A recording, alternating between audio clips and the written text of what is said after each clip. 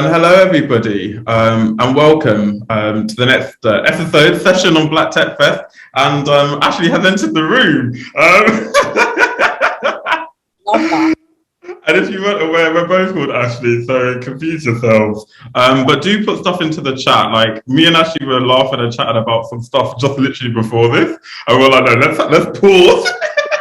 So you can all hear where we're going with it. So this isn't going to have structure in the same way as like an interview. Let's just actually chat because I think that's the main thing. But for context, for those who don't know Ashley, you clearly weren't like, well, I don't know what you were doing because everyone was at home anyway during lockdown. Where have you been? They weren't on Clubhouse, for sure. Yeah, they weren't on Clubhouse, which is a surprise, but maybe they did get the invite. Because it was invite only back then, wasn't it? Yeah, exactly. But actually, so for those who don't know who you are, just give us a quick lowdown on yourself. Okay, so I am this is such a weird question because there's two answers. So I have like a normal 9 to 5 everyday normal human being job as a senior project manager for a railway and construction company.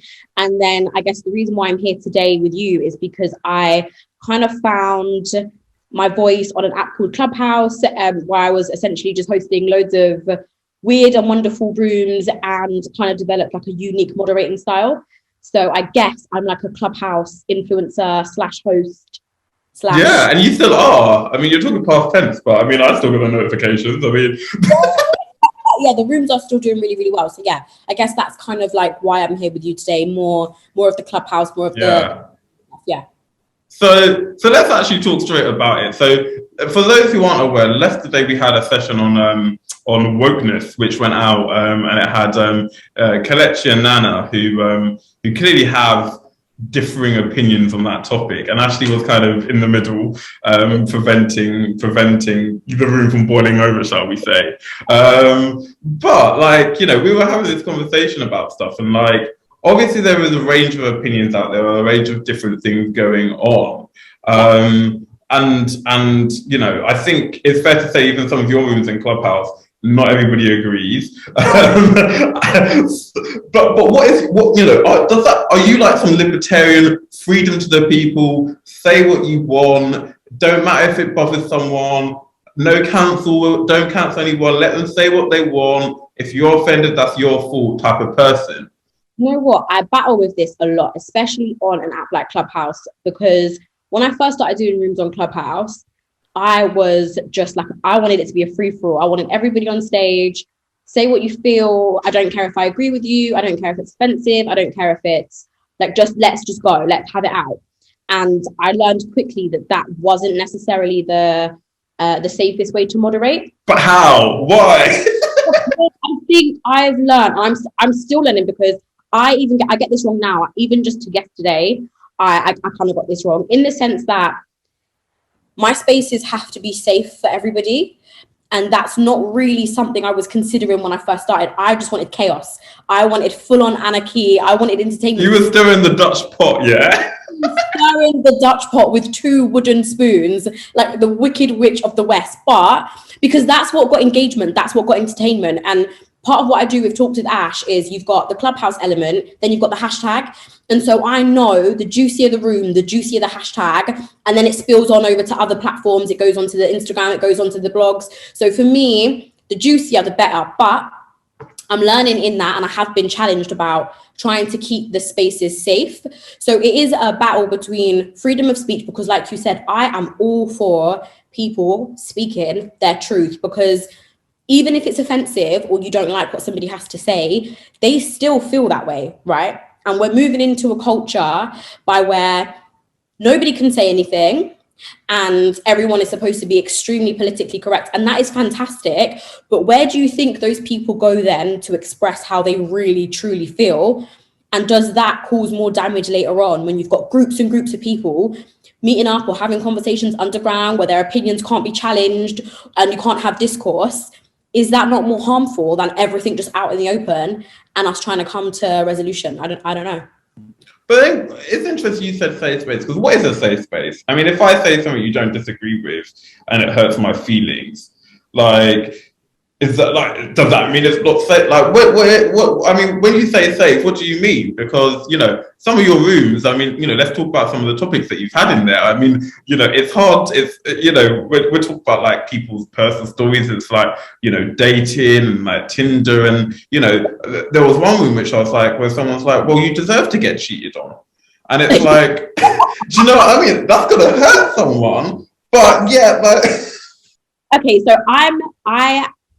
I don't believe there are any safe spaces on the internet. That is my firm belief. The internet, so that's Clubhouse, Twitter, Instagram, whatever you want to call it, there is no such thing as a safe space because you cannot control other people and what other people are going to say. My understanding, though, is, and I'm still coming to grips with whether I agree with this or not, is that because I have a big platform on an app where people are sharing their experiences, I have a responsibility or a duty of care to my listeners. So if somebody is coming on stage and they are speaking in a way that is violent or abusive or dangerous or using language that is deeply offensive, it has to be my job to stop that. And some of those times you can have people that come on the stage and you really do have to understand and listen out for that language, because sometimes people come on stage and they may be making jokes or they may be saying it in a jovial, funny way, and it sounds great and it's entertaining, but actually you need to spot that it is not appropriate for the room and for the safety of the listeners. And again, I'm still learning about the line and where to draw that line. There was somebody yesterday who came on stage and he said something to the effect of, you know, naturally when men are looking for a date, they're hunting, you know, they're predators, men are predators, and to me that sounded scary, right? Like, but I don't think he meant it in the way it was coming across. So where do I as the moderator then interject, right? Because he doesn't mean what it sounds like he means. But if I now interject, do I change the discourse of his conversation? So it's just about listening for keywords and just knowing how to keep the peace, I guess. Yeah. So let's talk about those lines then that's stirring the pot. Like, from your perspective as a moderator, you know, you've got this one side which is like, okay, like I'm all for getting it out in the open because whether I agree with it or someone else agrees with it, someone's thinking it. So, you know, that's why we're putting it out there. But at the same time, like, what wouldn't you want to moderate? Like, what is your line? Like, you know, would you have, you know, like, yeah, well, let me not frame that for you. What is your red line first? That's how I'll say it. So,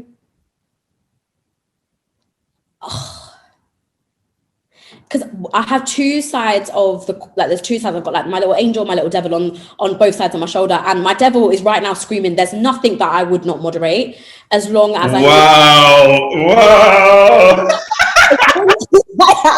Like, for example, I've done rooms that are on more like sensitive subjects, right? And so as a moderator, I make sure that I have got professionals and experts in that field on stage with me to help me navigate that space and what that looks like, to make sure that I'm doing the right thing at all times. They've also got my number and they've got back channels and DMs so that if anything gets out of hand, they can help me sort of navigate that, right? So yeah. I could say to you today, there's nothing I wouldn't moderate as long as I had the right support. But then on the other hand, I have been asked to do interviews, for example, with somebody who was extremely problematic in the UK music scene, and I declined because it could have harmed. I was still so new, and I felt like maybe that would harm my brand a little bit. Yeah, so I think as long as I can do it responsibly and it's not going to affect my brand, I'm down. Okay, so let's turn it on the other side of that coin then. So, yeah. You know, obviously, how many, I mean, you know, I should look at the metrics now. I'm going to go on Clubhouse in a second, you know, but you've got like tens of thousands of people. Is it hundreds of thousands? I don't even know, but we're talking about a lot of people tune into your rooms. I mean, you've covered everything from like Love Island to, you know, abuse in the workplace. I mean, we've literally heard their age. Like, who would you want in your ideal room, and what would you want to be talking with them about? Like, if you had a choice, you could like, you know, like you know, anybody, anything. I mean, I'm not saying like, oh, let's put Jesus there. Do you know what I mean? I'm not like, it's got to be realistic, yeah. Like, not like, did you actually walk on water? But like, who would you want? let's get the Kardashians in here because I know that is going to stir up so much controversy. Like, I know my audience don't love the Kardashians. I know they don't. Oh, but why? When you say they don't, like, I mean, that's, you know, you got a big audience. How do you mean they don't? I feel like the majority of my audience feel as though the Kardashians almost blackfish, and I'm sure like we've had that phrase a lot of the time, right? Especially very recently. But I feel like my audience feel as though the Kardashians have built a lot of their brands and have got a lot of praise for the way they look, and essentially that they are almost like caricatures of black women, right? And I know my audience, that would rile them up. I know that would cause a lot of dialogue. But then on the flip side of that, they're amazing businesswomen. So although it would initially probably rile some people up and there'd be some controversy, there'll probably be some gems and some takeaways and some like great business tips as well there. So I think that would be great. No, I think that's interesting. It's like a mixture. Would you have any particular one? Are we talking like, you know, Kim, Chloe, like what's the other one called? I don't even know. I thought about like which one would I want, and when I think about what Talks with Ash is, it's a different topic every single day, right? That relates to our lives, pop culture, just general topics. So firstly, I'd want Chloe in there because I don't know if any of you know, she has got a history with her baby daddy where he cheats continuously and she takes him back. Ooh, those are your opinions, not mine. Disclaimer right there. But that would be a great room because it relates to the love and relationship side of Talks with Ash. Love and relationship topics always do very well. So that would be great dialogue. But then there's a side of my audience that are also like very business savvy and do want to understand more about business and do want to learn more about what they can do to better themselves. And so Kim would be good for that because regardless of what you think of her, she is an amazing businesswoman and she's built amazing businesses. So I think each one of them would bring something to Talk to Ash. Maybe not Rob though. Yeah, I don't even know. My Kardashian knowledge isn't up there, so I'm just gonna nod and smile. Serious? What? We need to get you to binge on Keeping Up with the Kardashians. Binge? Oh my gosh, binge watching. Well, here's the question: what are you binge watching? What inspires the rooms and the topics? Are these like things that are personal to you? Are these things that have happened to you? Because obviously sometimes, you know, you're a businesswoman out here making your own money. You know, you got your own courses that you're doing. You spun up a whole line of work from that. But yeah, obviously, you know, you're talking about your own personal brand and how you're managing that. But yeah, you know, you're talking about like relationships, love, you know, music. Like, where does it come from? Is it just, you know, what's on the TL? Like, what? No, I think for me, I always used to say, I feel like my life is a reality TV show that I don't know about because some of the things that happen, surely a camera, like there must be a camera somewhere because this is ridiculous. So I feel like a lot of the Talks with Ash topics stem from genuine things that have either happened to me or my friends. Literally, whatever is happening in the group chat that day is a topic. And I think that's the best thing about Talks with Ash because it's so relatable. And that's why I get so much interaction because I'm not, I'm not special in that sense that we all have love, we all have relationships, we all have issues at work, we all have, you know, things that we go through in our sort of generation. And I think people like Talks with Ash because they can come on stage, they can share their stories and they can there's somewhere for them to actually feel seen. And I think that is why Talks with Ash has stuck because, I mean, me asking you to talk about your worst dates, how many worst dates have you been on in your life? I'm sure you've got a few. Well, all of mine are good, thank you. Never had a bad date. That's why I ain't in the room because I've had all good ones. And anyone who wants one, you can find me somewhere in it. Go on for hours because so many people have experiences to share. Do you know what I mean? So I think that's what makes it work. It's not so much about me. It's about, hey guys, this is an experience that I've had. Have you guys had anything similar? And then everybody else can come and share. Got it. Actually, in that, and I might put you on the spot. So if it does, have a think about it while we'll talk about a few other things because I'm going well off piece now. But like, what is like the best gem or something that's gone like, ooh, like that you've heard in one of your rooms that you're like, this changed me or changed the audience. So I wish before Clubhouse that you record, we could record this so I could like take it back. Has there been like one of them moments? or does that happen all the time? I mean, you know, yeah, like, what do you think of when I say that? Do you know what? There's been so many of those moments for me.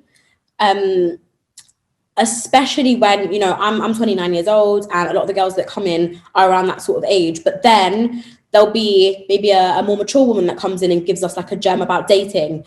And there was a woman who came in and she just said, when you are 100% prepared to walk away because you know what you bring to the table, you know what you offer, your dating life will be completely different. And it is true. I think when you are happy to walk away from situations, and that's in business, I think, as well, when you know what you bring to the table and you know you're not willing to take what less than you deserve, the negotiation starts to change a little bit. So I think little gems like that you can kind of apply to your everyday life, they don't just apply to the topic that, you know, we're speaking about on the day, definitely help. Yeah, and I didn't realize that was your age, Ashley, as well. But we're similar, and I mean, there's something at Black Chess Fest for everyone. You'll remember this as well. We had Jade Beach, the author of Keisha the Sket. Like, you know, that's rolling back. But that was a whole session that people should check out. But another one that's coming up a little bit later today is actually on cancel culture.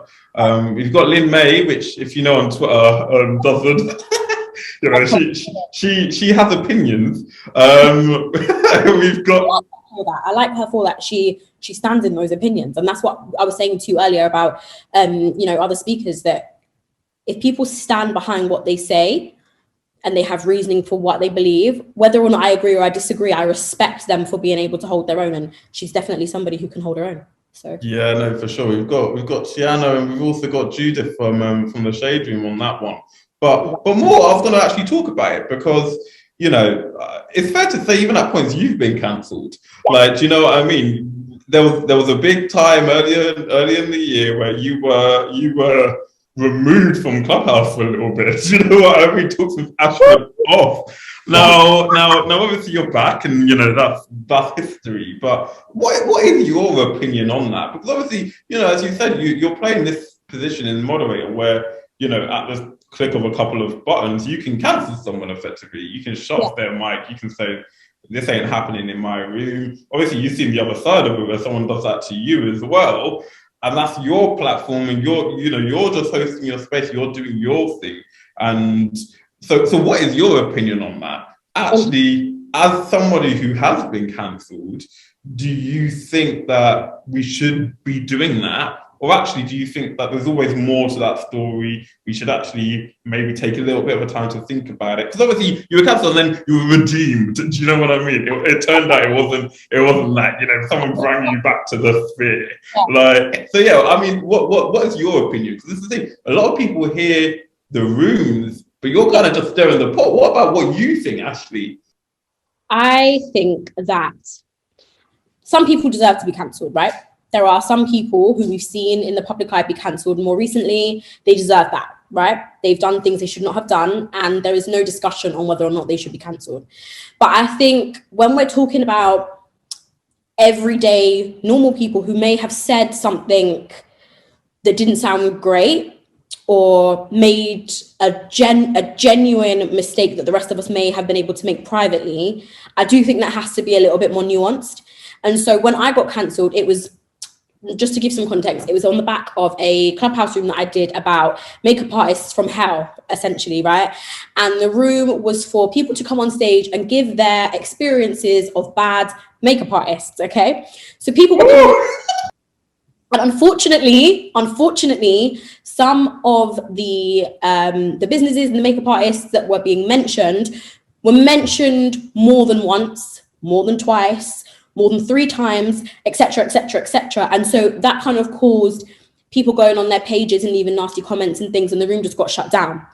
So I think in that instance, I don't necessarily think I should have been cancelled, but like you said, I was able to redeem myself. I think we need to have a discussion about education.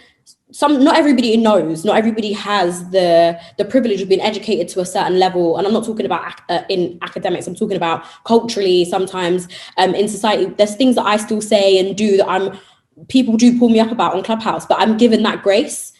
And so I think we need to be more nuanced about the grace that we give people when people make mistakes. Sometimes they're honest mistakes, and sometimes we need to educate people rather than just cancel them completely. That's what I think.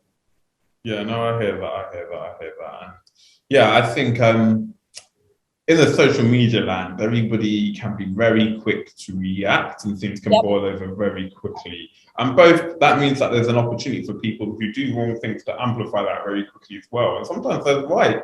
We need to be able to move quickly because, you know, we've seen what's happened in the world where some people get very angry and decide to storm a government building. Do you know what I mean?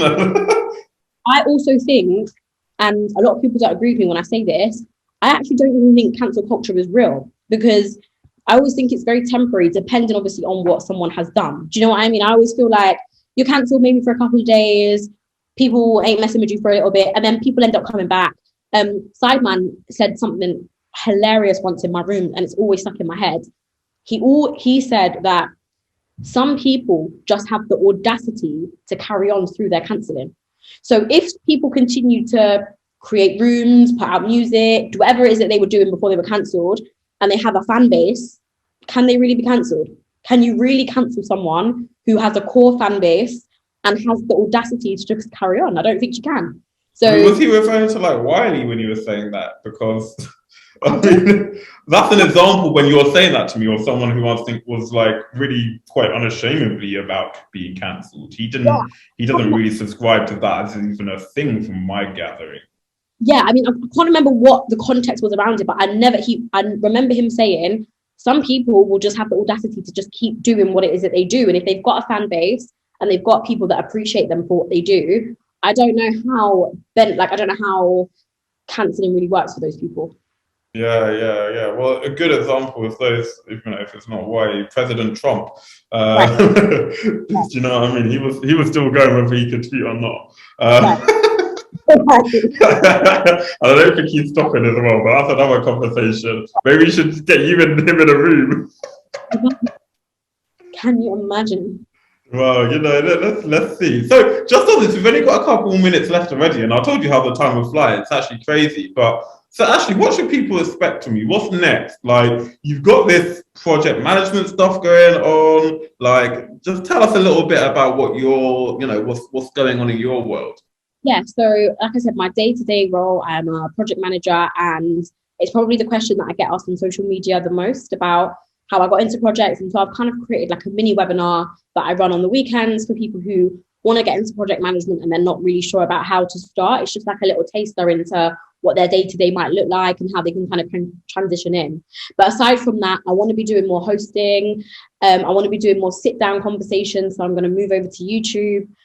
I really do want to move over to YouTube and try and take YouTube more seriously and just trying to create more content. I think I like hosting, I like talking, I like having conversations with people. So yeah, that's definitely where I'm heading, I think. Well, who would watch a TV show? I think that's what we need, isn't it? Like, I was watching the other day, ITV put out Peckham's Finest, yeah? And like, I know some of the people on that, I was watching that, I'm like, but, you know, I'm a South Londoner, like, me going to Peckham wasn't a reality show, that was just my life. Do you know what I mean? I'm like, if there's a whole show about that, then why can we not get a show from, like, as you said, the clubhouse influencer here? I think you do obviously a good job at that. Clearly, it's not just me that thinks that, because other people and then thousands are tuning into the rooms, you know, years and years and months and months later as well. So, so there we go. But look, as I said, 25 minutes has gone and flown past. So sorry if I didn't get to any questions in the booth, but you know, if you want to find Ashley, honestly, you know where to find her.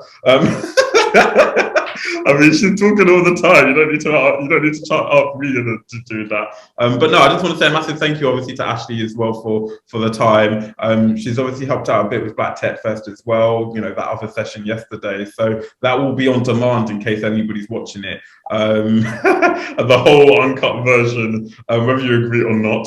Yeah, I'm sure there'll be another talks with Ash. Tell us when can we find it? How do we find you? Where do we go, Ashley? What are your handles? Where do I look if I didn't know about this Clubhouse thing? Tell us. Download Clubhouse from the App Store, and then it's just Ashley Louise on Clubhouse. Tonight, 9:00, we've got the IG hairstylist room part 2, where I just want to talk a little bit about their terms and conditions. So what do people think about their booking terms and conditions, and are we okay with it or are we not okay with it? So should be a spicy one. But yeah, hopefully no one's getting cancelled after talking about these. I know the tricks now. Brilliant. Well, apart from that, I hope everyone's enjoyed this conversation. Best of wishes, luck, or whatever you need actually for your endeavours going forwards. And yeah, thank you for obviously taking the time today to talk to us, and obviously moderate the session that went out yesterday as well. So with that, I hope everyone's enjoyed the rest of the content of Black Tech Fest. And if you're not, well, you've got the counterculture one to come. So if you're looking for some tea, well, yeah, watch out for that. But have a great one, and thank you again, Ashley. Take care. Bye.